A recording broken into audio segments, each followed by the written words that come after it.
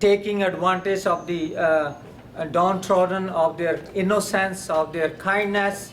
The people, those who are working class, they were farmers, carpenters, and all those lower caste so-called people, they were the real backbone of the communities, but they were called untouchables. And the practices became so intolerably unbearable at that time that something has to be done, and the Guru Nanak came at that time.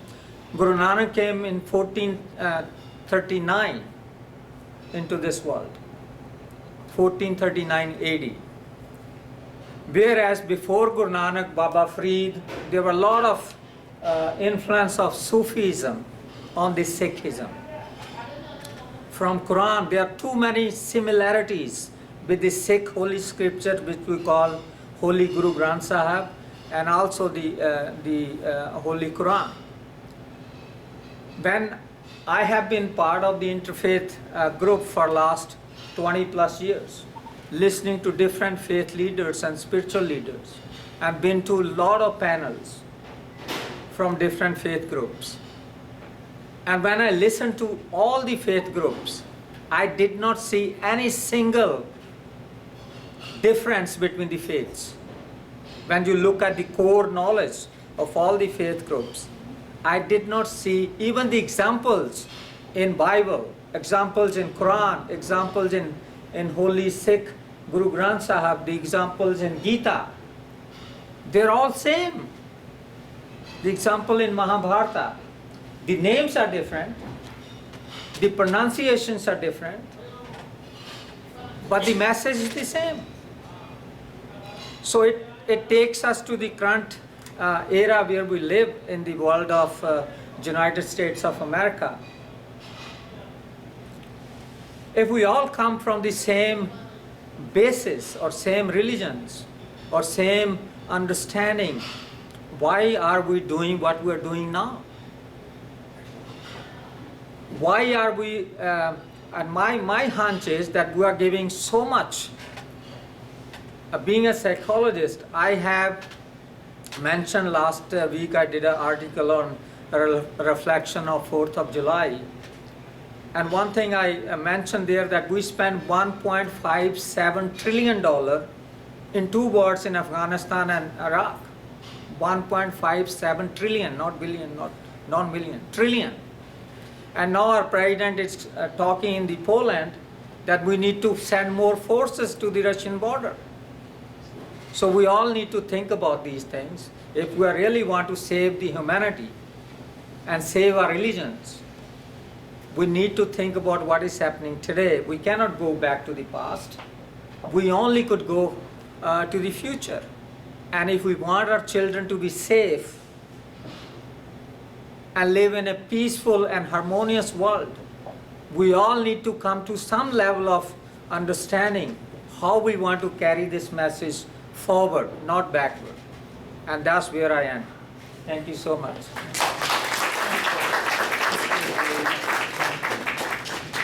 The next I'm going to invite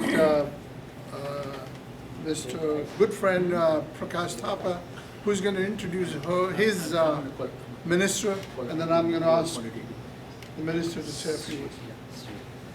Come on.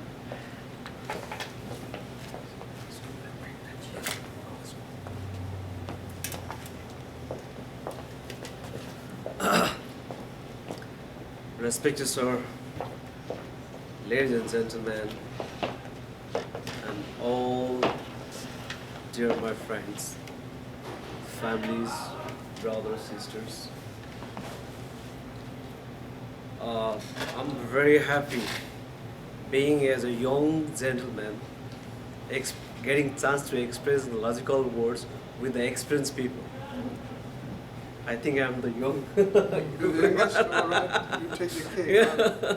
I want to reveal my age to you. And for this case, seriously, I would like to thank very much Dr. Hanif, who is a very good human being in the community.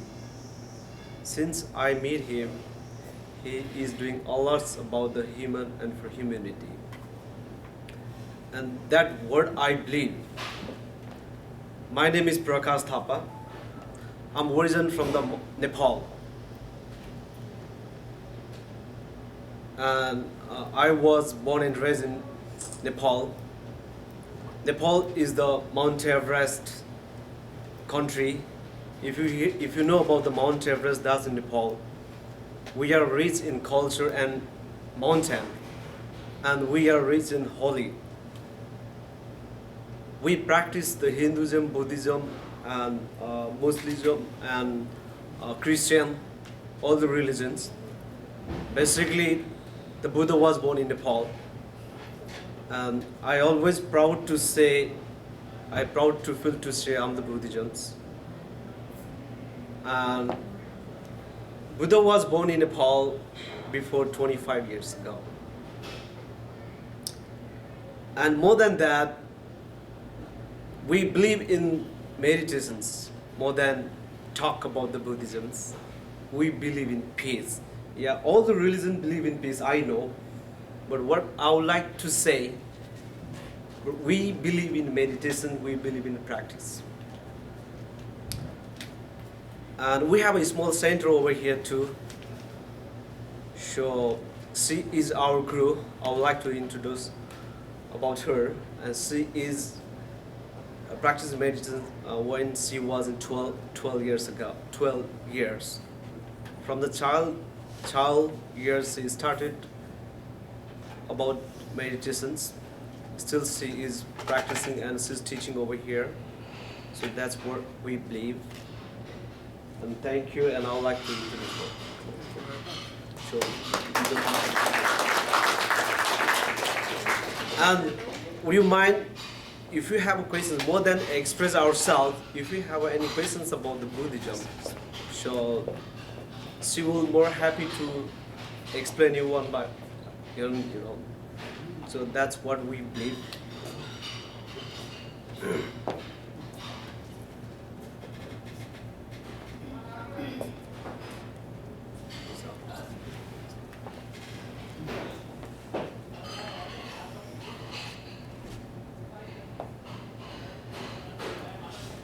Hello, namaste, hi.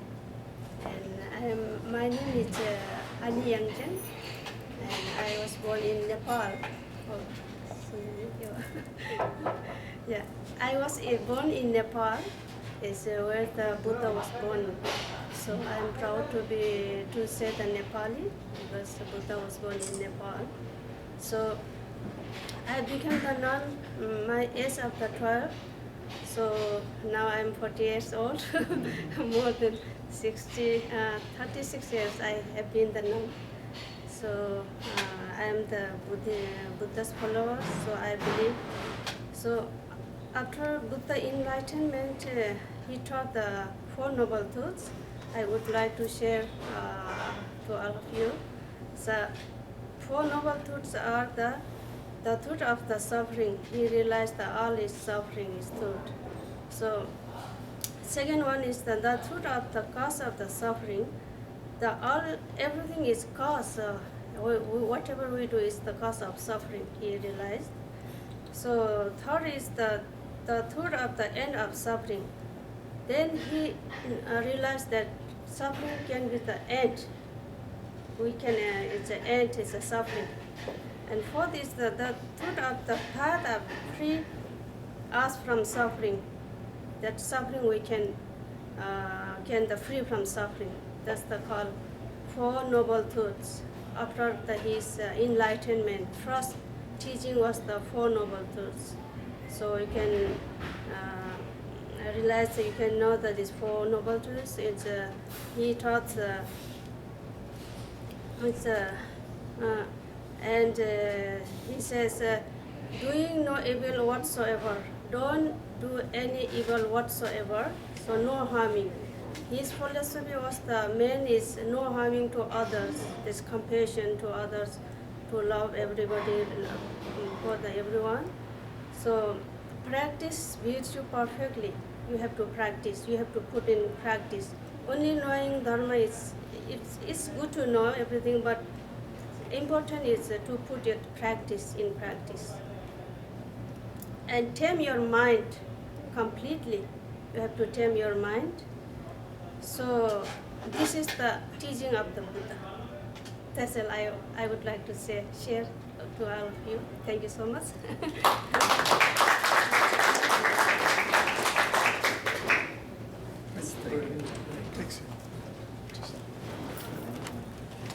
Okay, that's about all we had in our basket of fruits. But let me, before I open the floor for questions, I've changed the format. I wanted to really give you guys a card, so I'm controlling you, but I'm going to leave it open, okay? Not too many of you here. Those who just came in, I want to extend you a very warm welcome for having lost your way to this very isolated place. Unknown, right? Peacock is very well known, all right? So you can't get lost here. Thank you very much for coming. Really appreciate it. Once more, Eid Mubarak to all of you. And I said I'm going to reserve my comments, a few comments, for the very end. Here are my comments. I came across a couple of not a couple, but a few very interesting statements. One is from, or maybe a couple from the Prophet Muhammad sallallahu alaihi wasallam. He told his followers at Mecca 1400 years ago that God sent a brother of mine, Kishan, in Hind. So he was making a reference to that. China was already known to Mecca. There were a lot of trades going on. The back route was Hindu Kush, Khyber Pass, and all the way back road to Mecca. Mecca was a trade center for a very long time for the Middle East. Including they were selling women in the Mecca, which is now a place of pilgrimage. Keep in mind that according to Islamic traditions, Abraham and his son Ishmael were directed by God to rebuild Mecca, which had fallen in ruin. So a second time, at the time of arrival of Muhammad, it had also fallen back into ruin, sort of. So he brought it back to its pristine purity. That's it. The other part is, in the Vedas it is written, and it was not like a cautionary word, not like a warning, but a glad tiding, that people from the far east will come unto you. And they'll have some characteristics. These characteristics have been defined as male will be circumcised, and there will be beef eaters. These two characteristics, among other things, are there. And you know, all the three faiths I mentioned in the beginning, the Jews, Christians, the Muslims, they all subscribe to these things, these standards. That said, I want you to think, and if you have any questions, bring them up later on. And I would like to thank everybody here for coming, but in particular I want to thank Miss Julie Green. Please give her a big hand because she's behind the scenes. She helped lure you guys here. That's how you guys are. Most of you are here. Thank you very much. We're now going to open the floor for questions. Anybody? Any questions? Before the panelists retire and go and start eating, and you'll lose all your opportunities today. There's a chance for you to talk. Yeah. There's a question. Yeah. Okay. Over there. Yeah. Go ahead. You want to record your question too? Do that. I have only one question Sure. for each of the panelists. Oh. The same question. Given the best that we can see out there in our world as people wanting good for all,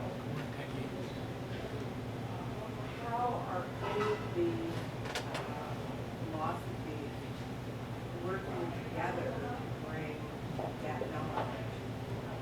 It sounds like each tradition has what are people really doing about the right I hope I got it right. You said each tradition has knowledge, okay? How will we share the knowledge? Okay, go ahead, brother.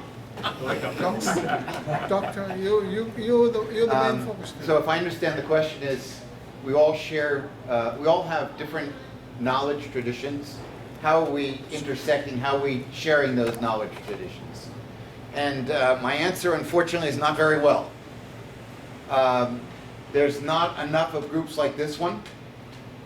Certainly not in my beloved Israel, where there's only a smattering of interfaith work going on there. There are very dedicated Jewish people and Palestinian Muslims and Christians working together to try to bridge some of the differences and understandings, but that's not the majority, unfortunately. So there's a lot for us to do here. That's one of the reasons that I studied world religions, and to be one of those people that could share information and share knowledge. I think that bottom line is we all come down to love your neighbor as yourself and love God with all your heart and soul. And so it's funny, when I mention that to my students at St. Mary's, they are sure that Jesus said that, which is correct, but they didn't quite know that Jesus was quoting the Torah. So there always has been an movement back and forth. The Islamic tradition will teach that anyone who saves a human life, it's as if he saved Adam and saved the whole world. Well, we have that same exact tradition in the Mishnah from the year 200. So we shared, there was a time of great sharing. It's not now. I wish I could give you a better answer. Okay, who's the next question, please? Oh, no, that's fine. Please. I think she actually wanted all of us to respond. Yeah, basically what the rabbi said, that all faith starts with love each other, neighbor. In the Hindu Vedas, we have 4 Vedas, and it talks about the 10 Commandments. The problem with me is that the dogma keeps changing over a period of time. So I'm very worried about the dogmas of any religion. So we have to be very careful with the dogmas. They change over a period of time.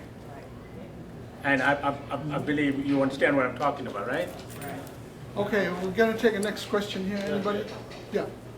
I was wondering if there's interest with the panel in pursuing further historical studies and comparing notes at a later time. Very important. This is a warm-up session, actually. I can answer that question. With the help of Dr. here, he got all religions. I'm not an academic researcher, but definitely I think we need to do that to find out. And I think this should be our next discussion on this. And then come up with some information with this.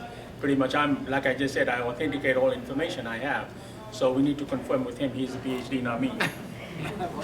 I could add to this. There is a Pacific School of Religion in Berkeley, and they are already doing this kind of work at a very scholarly level.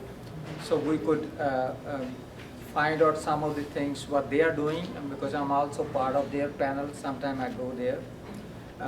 But this is what we need in the communities, not in the schools. That's why more we bring these things to the local, to the common people, better we are all going to be. That's one thing. Okay, that is well said. The last statement is my real piece. I want it to be an open forum, not strictly academic where you go and enroll and do this and that. Similarly, I shy away from the mosques. I don't want to go to a mosque because you'll get tied down to mosque politics.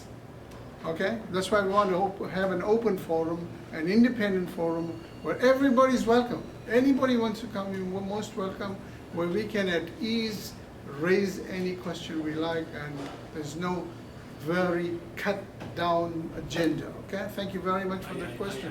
Okay, any more? No, yes, sir. Go ahead. Namaskar. I'm from Sant Caribbean. Eddie. My name is Bbridging. I'm pastor here in Tracy. And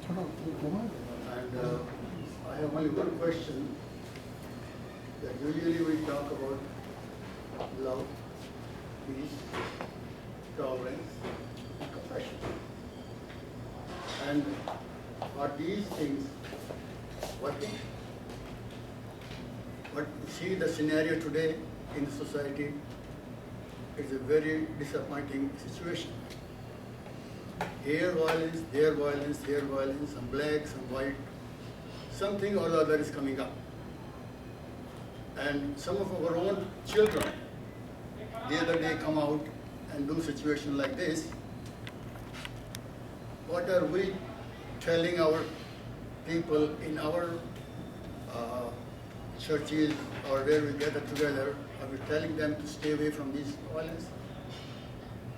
Or we are going haywire, or we are thinking something else is happening? No, we have to talk to them, be open. Any comments on this, please? Thank you. Okay, so what, I missed your question. Can you summarize that question for me in one sentence? Question is, the violence of today, Okay, all religions teach us peace, peace, right? but the most disappointing thing is that religion have fought more wars than the other traditional wars. Okay, got it. And they think that peace is given to the two princes to prepare for the next war. You know, this is how things, situations are going. And I just want to request the people here who are all gathered because they have some common, linkage between each other. And Okay, got it, got it. Thank you very much, sir. Take Yeah. seat. I appreciate that. Anybody from the panel wants to? Yeah, I wanted to answer your question. Whose question is that? You want to skip this one here? Bypass me? No, no, no. I would like to explain about I was done with that one. Okay. All right, go I ahead. was going to answer a question. Your name is Mary? Mary. Mary, yeah. Let me tell you my experience of how we interact. My name is Ben, and my last name is Venkatesh. So I have a good friend of mine, a rabbi, sat down with me. What's your name? And I said, my name is Ben. He said, okay. What's your last name? And I said, Venkatesh. Ah, do you know that Ben is son of South and Venkatesh is son of South? And I said, well, I'm talking to a serious rabbi here. So, and I said, no, maybe it's just came on. I don't know. He said, the way that he said to me was, he said, do you know what shitting Shiva is? And that's where he taught me what shitting Shiva is. So in the Hindu community, when somebody dies, they follow the same concept. And the Shiva is, Lord Shiva is the destroyer, okay, the god of death. So nobody cooks in the house. Somebody comes outside, somebody brings the food for you during the morning period, whatever it is, 10 days, 7 days, 13 days, whatever it is. And they will come and wash their feet and test the door and go inside. And I didn't know that the Jewish people did that. So I found out that, oh my God, this is pretty much the same thing what we do. And then many times my friends have called me and says, I have got an Indian woman going to work for me. His name is Shiva Tabakali. And I said, she's not Indian, she's a Jew. So there is a lot of interactions going on, and that's the stuff that I am working on now, is trying to find out where the connection is. Okay, I'm going to invite you to do that theology in my next session. Bring a 40-minute speech to my floor. One who comes, any panelist comes less than 40 minutes of presentation, he or she is out. Right? So you my don't- rule. Anyway, thank you very much. You wanna- I want Tim. You want to say something, right? Papa, come on down. You want to respond to that lady? No, sir. Okay, right. Well, actually, I know I'm not an expert to express those words, but what I would like to say, actually, yeah, the world is going to be violence. And everybody knows the religion never guide to the violence. I never read in Quran, I never read in Bible, I never in Gita, I never read in Buddhism about the violence. All the religions talk about the peace, human and humanity. Now the world is going to be the crazy way because of the ego. This is all about the ego. People stop to talk about the humanity. Everybody, if you ask where are you from, I'm from la la la. Whenever people something happen to the people, they never ask you, can I help you? Never ask. First they ask where are you from and which color. So the people every single day they driving their life to the crazy way. And so much negative. Whenever you watch the television, negative news, whenever you see the newspaper, negative news, it's all happening about the negative and negative. So just early in the morning, close your eyes, think positive. Think positive, say yes. And even when you get a chance, try to smiling in front of the people.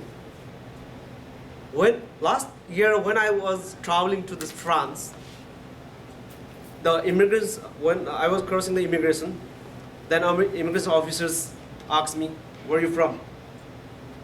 I said, sir, I'm from Nepal. And he thumbed in my passport, and okay. Then I come back and excuse me, officer, would you mind, can I buy you a smile? Then he smiled. And I said to him, if you come to my country, we're gonna give you the free of cost. No need to buy for the smiling. Just smile. Just smile. If you smile, everybody will smile with you. Thank you. Okay, any other question left? Say something real quick. Sure. Come on. Okay, I'd like you to all look around the room at these lights. Okay? They're beautiful. Okay? I want you to tell me which one's the most beautiful. Okay? If the one that's closest to me is the most beautiful.